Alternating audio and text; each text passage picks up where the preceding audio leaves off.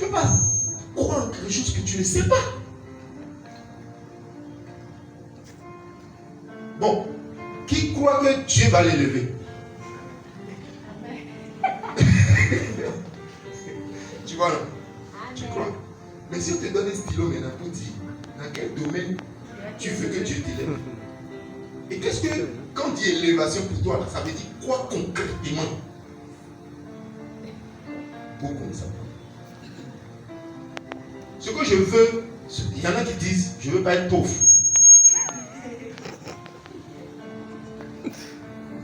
Ça ne veut pas dire que tu veux pas être riche, tu veux être riche. Parce que dès que tu dis je veux être riche, tu dois nous dire comment, quelle est l'activité, qu'est-ce que tu vois. Il faut que ce que tu vois soit clair. Parce que si ce que tu vois n'est pas clair, tu vas prier comment? C'est-à-dire que parfois, tu dois visualiser la chose de façon précise. Et dans tes pensées, ça doit être clair. Qu'est-ce que tu veux? Jésus même dit à un aveugle, qu'est-ce que tu veux que je fasse pour toi? Jésus, c'est évident. C'est pas évident. Si je donne une feuille maintenant, je dis, comment tu te vois dans 6 mois seulement? Parce que si je dis 10 ans, franchement, on a la moitié de la salle, je ne sais même pas s'il va laisser quelqu'un. Qu'est-ce que tu veux? Qu'est-ce que tu veux? C'est ça. Quand tu es pensé, il faut que ça soit clair. Parce que si tu ne décides pas, la vérité c'est que la nature, on dit que la nature aurait du vide. Mais c'est vrai. Parce que dès que tu vois, dès que tu penses jusqu'à un niveau et tu t'arrêtes, la suite, là, quelqu'un pense à ta place. Là où tes pensées s'arrêtent, là où tu dis, bon, je ne sais pas encore. Au fait, quelqu'un vient de te dire ce que tu dois faire. Quelqu'un vient de fabriquer une pensée et de t'envoyer. Et c'est ça qui nous envoie la peur maintenant, du lendemain. Parce que les gens ont peur parce qu'ils ne savent pas. Ils ne savent pas. C'est l'ignorance qui ouvre la porte à la peur et la parole ouvre la porte à la foi. Amen. Je reprends. L'ignorance ouvre la porte à la peur et la parole ouvre la porte à la foi.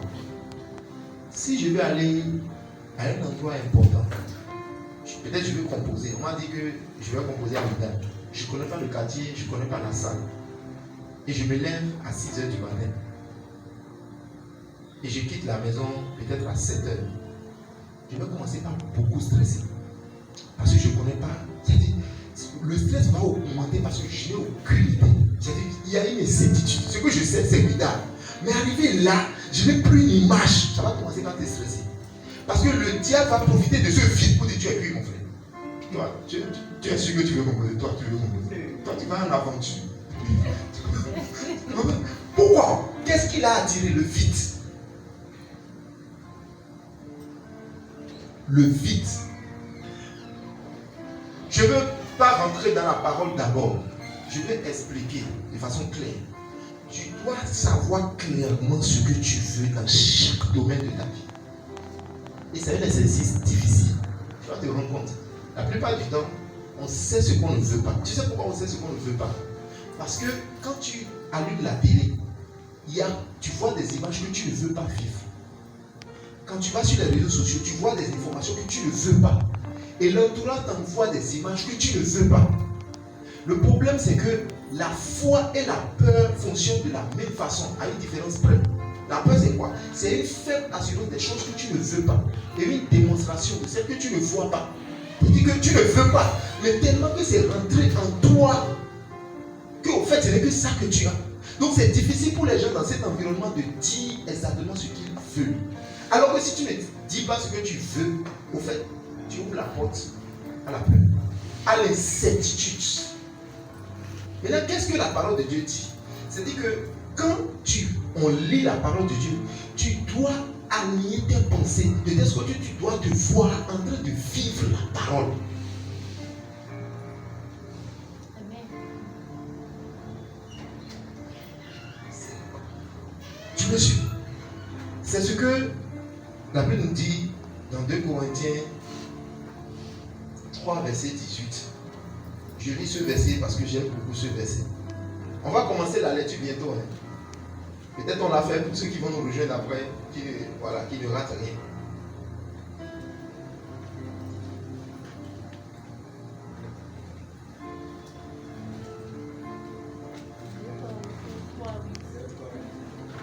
Deux Corinthiens 3, verset 18. Nous tous qui, le visage découvert, Oui, contemplons comme dans un miroir oui, la gloire du Seigneur. oui. Nous sommes transformés en la même image, de gloire en gloire, comme par le Seigneur l'Esprit. C'est ça. Le verset est en train de nous dire que, à force de rester dans tes pensées, sur un aspect de la contemplation de la parole, Jésus est la parole. C'est-à-dire que tu vas te voir comme dans un miroir. C'est-à-dire que regarde dans le miroir, tu vas te voir comme en train de vivre cette parole-là. Et tu seras transformé en l'image que tu vois. Il est en train de dire que tes pensées doivent être alignées par rapport. C'est-à-dire, ceux qui ne connaissent pas Dieu, ils vont parler de la pensée positive. On va leur dire, franchement, garde tes pensées sur ce que toi, tu veux. Mais ce n'est pas ça en fait. C'est garde tes pensées sur ce que Dieu dit de toi. Que tu as accepté qui est devenu toi ce que tu veux. Quelqu'un suit? Je reprends. Tant que tu n'es pas sûr de ce que tu veux, tu as ouvert la porte à l'incertitude et la peur va rentrer. Il faut que tu sois sûr de ce que tu veux. Que tu sois précis par rapport à ce que tu veux. Que tu sois sûr de ce que tu veux. Que ce soit clair dans tes pensées. Et que tes faits et gestes aillent dans ce sens. Que tu te visualises tous les jours en train de vivre ce que tu veux et non ce que tu ne veux pas. Oh. Yes. Qu'est-ce que tu veux? Vois-toi en train de vivre ce que tu veux. Et tu sais que ce que tu veux, c'est ce que Dieu veut. Parce que, Amen. Amen. Ne te vois pas en train de vivre quelque chose que tu ne veux pas. Dans le monde des esprits, il n'y a pas la négation. Ce que tu ressasses dans ta tête, c'est ça qui s'accomplit. Donc, quand tu ne prends pas la parole et tu ne te vois pas en train de vivre la parole, au fait, quelqu'un t'a mis une autre pensée. Et si tu gardes cette pensée, c'est ça que tu vas vivre. Donc le but de la méditation qu'on est en train de faire, c'est de s'approprier cette parole et de te voir en train de vivre. Tu peux oublier le verset, c'est pas grave. Mais à chaque fois, tu dois sortir comme quelqu'un. C'est-à-dire, la parole doit trouver un corps et c'est toi. Amen. Amen. Oui! Ce que je dis là, si tu comprends ça, c'est fini. Amen. Amen. C'est dans tous les domaines. Moi, je ne sais pas. C'est-à-dire que tu ne peux pas me dire de garder une pensée négative. C'est-à-dire que tu me dis ça, franchement. Je ne sais pas. J'ai tellement fait ça que il n'y a pas de pensée. C'est-à-dire ça passe en même temps. C'est-à-dire je prends toujours le bon. Le bon là, c'est ça qui est là. Amen. C'est ça. Parce que tant que c'est comme si rien ne peut se passer sur la terre tant que ça ne passe pas par la pensée d'un homme. S'il ne trouve ni Dieu, s'il ne trouve quelqu'un qui médite sur la chose, ça ne va pas s'accomplir. Amen. Ça va pas s'accomplir. Voilà pourquoi si le diable dit, il va t'envoyer la paix. Attention, attention. Et si tu dis, attention, au fait, à force de rester sur ça, c'est ça qui déclenche le processus d'accomplissement des choses que tu ne veux pas. Et Job a dit, ce que je crains, c'est ce qui m'attend. Ce que je redoute, c'est ce qui m'arrive. Il dit quoi? Tant que c'est dans la tête, là, ça va venir. Qu'est-ce que tu veux? Et ce que tu veux, rentre dans les détails. Ne t'arrête pas. Hein. Si c'est quelque chose de physique, rentre dans les détails de la couleur. Rentre dans les détails. Rentre dans les détails. Soit parce que pour reconnaître, il faut connaître. Yes.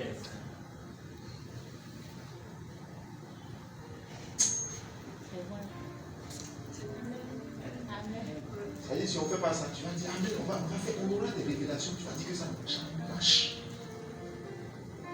Mais est-ce que tu te vois en train de vivre la parole qu'on est en train de dire? Si tu te vois, alors ça va pas mieux. Même dans la sanctification, est-ce que, c'est-à-dire, si tu te vois, je te dis, si tu te vois, non, tu peux pas. Non, tu peux pas. Tu peux pas. C'est-à-dire, ça dépend de ce qui est ici. Si tu te vois, je ne peux pas aller dans un magasin choisir l'habit des femmes. Pourquoi? Parce que je me vois comme un homme. Non. Je ne peux pas me tromper. Parce que je me vois comme un homme. Donc si tu peux te voir comme une personne sainte, tu ne vas pas aller sur la femme étrangère. Ce n'est pas possible. C'est pour ça que ça s'appelle un accident. Ça veut dire que dans la tête de cette personne, est-ce que je suis un homme ou je suis une femme? Est-ce que je suis un homme? Donc tu peux te tromper parce que ce n'est pas sûr. Il n'y a pas de clairvoyance. Et tant que ce n'est pas sûr, quelqu'un vient te proposer une option. C'est qu'il n'est pas sûr.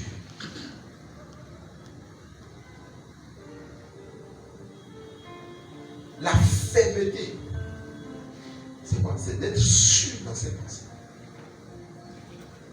Et ceux qui connaîtront leur Dieu agiront avec fermeté. Qu'est-ce que tu veux? Sincèrement. Même aujourd'hui, j'ai discuté avec un groupe de personnes. Ils disaient, ah, monsieur, il faut essayer d'arranger les choses et tout. J'ai dit, proposer. Personne ne pouvait proposer. C'est-à-dire, ils savent qu'il y a une condition qui ne les arrange pas. J'ai dit, proposer une condition. Personne. En fait, ils savent ce qu'ils ne veulent pas. Mais c'est là ce qu'ils veulent. Et beaucoup, on ne sait pas. Et beaucoup, on prie.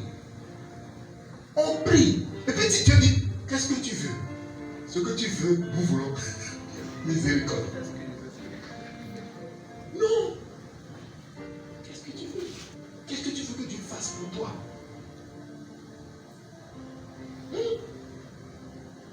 Parfois, il y a une contradiction entre ce que la personne pense et ce que la personne dit. Dieu dit, si tu te vois en train de vivre la parole, tu vas le manifester. Tu seras transformé en la parole que je te donne. Si tu contemples la parole comme dans un miroir, si tu regardes dans un miroir, ce n'est pas pour voir ton voisin, c'est pour te voir toi. Et Jacques aussi l'a dit, il dit la parole est comme un miroir. Donc tu dois regarder dans la parole et te voir en train de vivre la parole et tu seras transformé en cette parole. Personne ne pourra t'arrêter. Le Dieu c'est qu'on t'arrête parce que tu ne vois pas. Quand tu fermes les yeux, qu'est-ce que tu vois? De façon intéressante. Et quand on check tes pensées, qu'est-ce que tu penses? Qu'est-ce que tu penses? Qu'est-ce que tu penses? Est-ce que tu penses que celui qui est caché en Christ est imperturbable, inébranlable? Est-ce que tu penses ça ou bien ça dépend?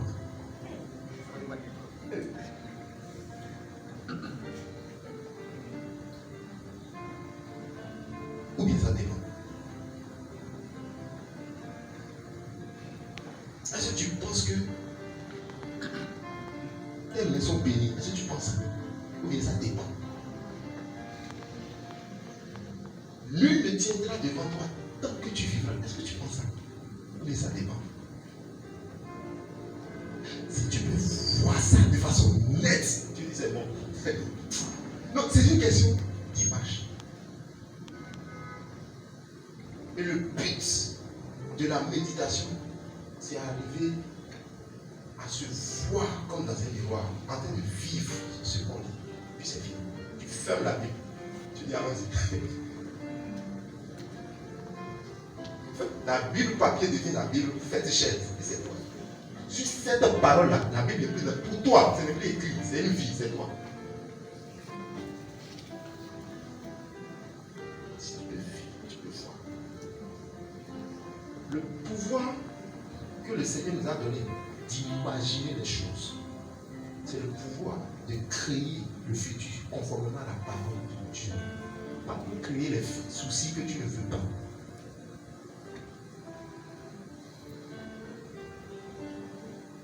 Quand tu viens le mercredi, on n'a qu'à dire la vérité.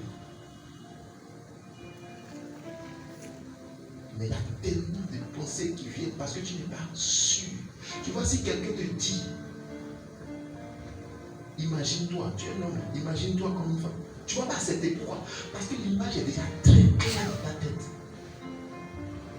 J'allais dire que je dis, mais je continue.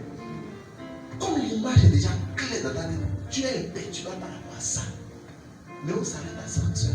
Il y a dans chaque domaine, professionnel, familial, social.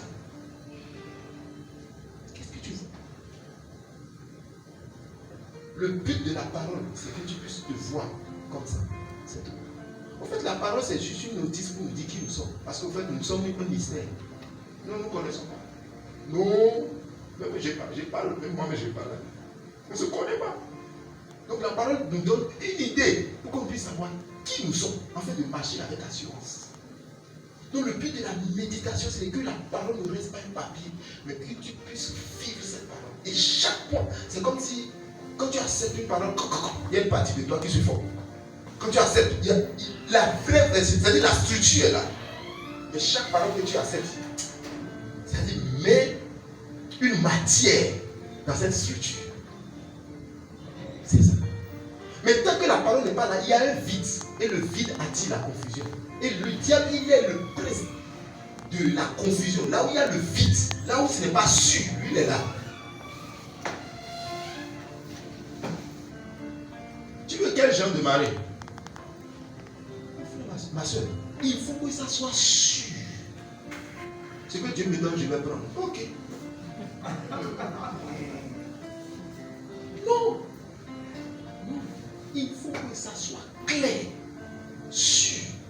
Maintenant, conformément à la parole, pas à des, comment on dit? Non. Pas des expériences, pas à Netflix. Parce que tu peux désirer. C'est pas que ça ne va pas venir, ça va venir. Mais ça ne va pas être profitable pour cette personne. Mais, bon, ok. Je reste superficiel. Je ne peux pas donner des choses. Je ne peux pas donner de la viande, c'est tout. Le but de la méditation, c'est que nous puissions nous voir en train de vivre la parole. Et chaque parole qu'on médite ici, on a médité franchement, depuis le mercredi, on a médité des paroles puissantes ici. Tu sais que tu n'es pas sur la terre